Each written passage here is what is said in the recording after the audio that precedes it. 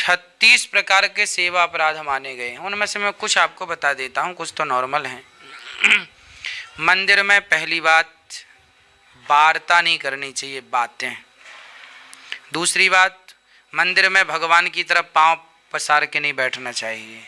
तीसरी बात, मंदिर के सामने किसी के पांव नहीं छूना चाहिए, है ना।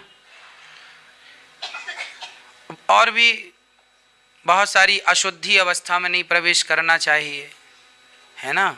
मंदिर में जाने के बहुत सारे नियम है, पर सामान्य आप श्रद्धा से जाके जितना कर लो अच्छा है। भगवान का दर्शन करो तो केवल भगवान का दर्शन करो, सब बढ़िया है। ये नियम है कुछ भगवान की। देखो सबसे बड़ा नियम है प्रेम।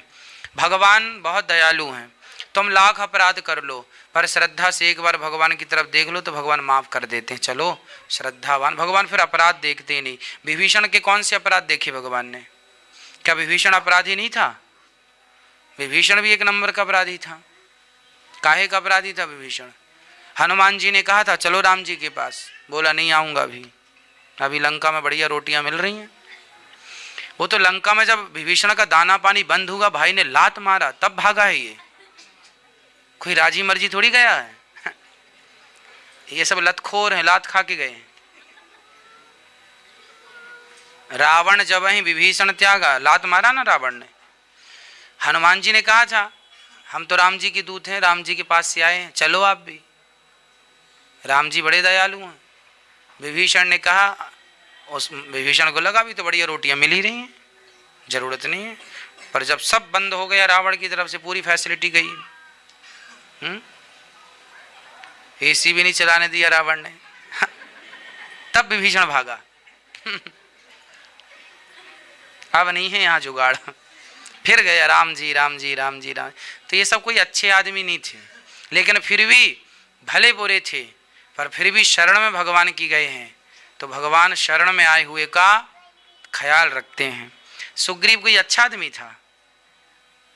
सुग्रीव राम जी से क्या कहता है, सुनो तुम हमारी पत्नी दिला दो, हम तुम्हारी दिला देते हैं।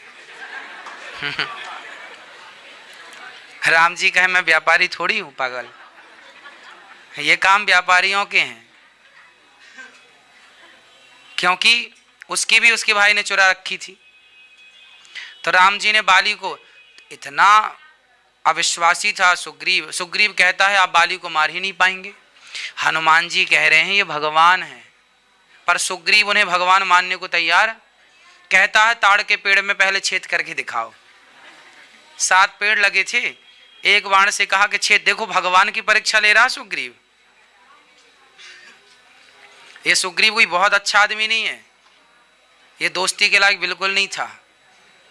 ये राम जी से कहता है कि पहले ताड़ के पेड़ में छेद करो, एक बाण से काटो, तब मैं मानूंगा कि तुम बाली को मारोगे। राम जी ने छेद कर भी दिया एक बाण से, और सुग्रीव बाली से लड़ने गया तो बाली ने खूब मारा इसको, राम जी ने नहीं मारा।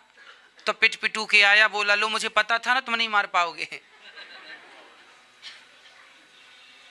मतलब इसे विश्वास नहीं था कि राम जी भगवान हैं, इसे विश्वास नहीं था कि राम जी बाली को मार पाएंगे। अब सोचो ऐसे ऐसे लोग थे, लेकिन इसमें एक अच्छाई थी। क्या करें, भगवान दयालु जो हैं। भगवान कहते हैं तुम में 1,00,000 बुराइयां हो कोई बात नहीं, लेकिन एक अच्छाई होनी चाहिए। कौन सी? तुम जैसे भी हो मेरी शरण में आ जाओ, बस मैं तुम्हें माफ कर दूंगा। और ये दोनों ऐसे ही थे, सुग्रीव और विभीषण। ये दोनों जो थे ये लाख अपराधी थे, लेकिन इनमें एक बात अच्छी थी कि ये भगवान की शरण में चले जाते थे, ये भगवान की शरण में। और रामचरितमानस में स्पष्ट लिखा है, सन्मुख होहि जीव मोहि जबहि, जन्म कोटि अघ नासहि तबहि। कितना भी बड़ा पापी हो, यदि मेरी शरण में आएगा तो मैं उसका उद्धार करूंगा, वो कितना भी बड़ा पापी क्यों ना हो। वैश्या का भी उद्धार हुआ है, अजामिल का भी उद्धार हुआ है, और इन दोनों महापुरुषों का तो हो ही गया।